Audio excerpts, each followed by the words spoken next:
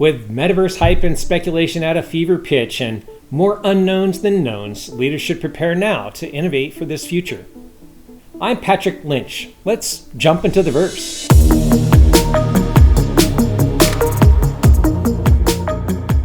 Current social media platforms, well, they're primarily built on the notion of how much value can be extracted from each one of us as people. Our attention is really what they're monetizing.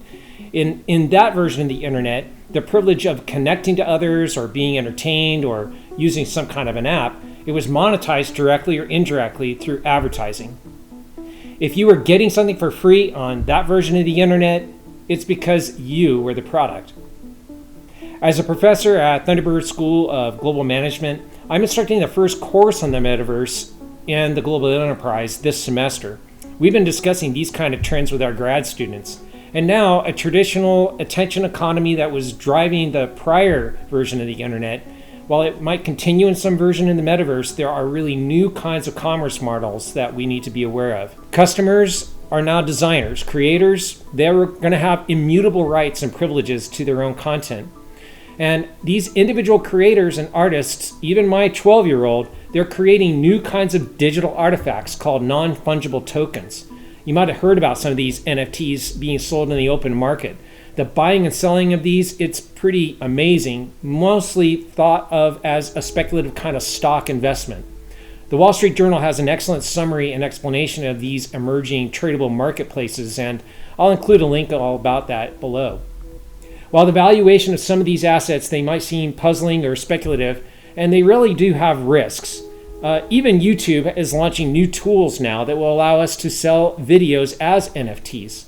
So fans can really own, in a way, those videos. Many of us remember the Charlie Bit My Finger video. A clip of that sold for $760,000 recently as an NFT. So brands themselves, they're going to be creators, and they're going to leverage this new power over access to these kinds of experiences, and it will command new kinds of values. The places and spaces of where that is delivered is changing, but the models are somewhat familiar. Brands like Chipotle, Ralph Lauren, Nike, things that we already aspire to wear or see in some kind of physical presence, they're also going to be popular on the metaverse. It's just that it represents a new multi-trillion-dollar market. Naturally, brands like that are involved in beauty and fashion, those are a natural fit for this evolution of the metaverse, but there'll be other applications across industries. And that's what's really interesting for leaders. We're going to need to think about how our teams and our leadership, our decision-making is going to change. At Thunderbird, we're examining this right now through a number of avenues. We're looking at how other industry verticals are going to evolve in the metaverse. So automotive, transportation, sports and entertainment, leisure, healthcare, wellness, all of these represent new opportunities to have benefits in the metaverse commerce. It's prudent now for leaders to begin preparing. How are you going to address these new kinds of opportunities? There'll be new questions around privacy, security, and it really is going to blur the digital and physical lives that we know now. So where are you in your journey? Are you investigating this at all in your current companies?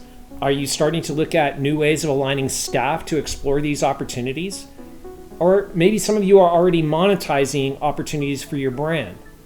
What are you noticing in your leadership? Are you starting to change the way that your style is working to collaborate these minds in your business? Let me think about all what you have to say by using the comments below and join the conversation.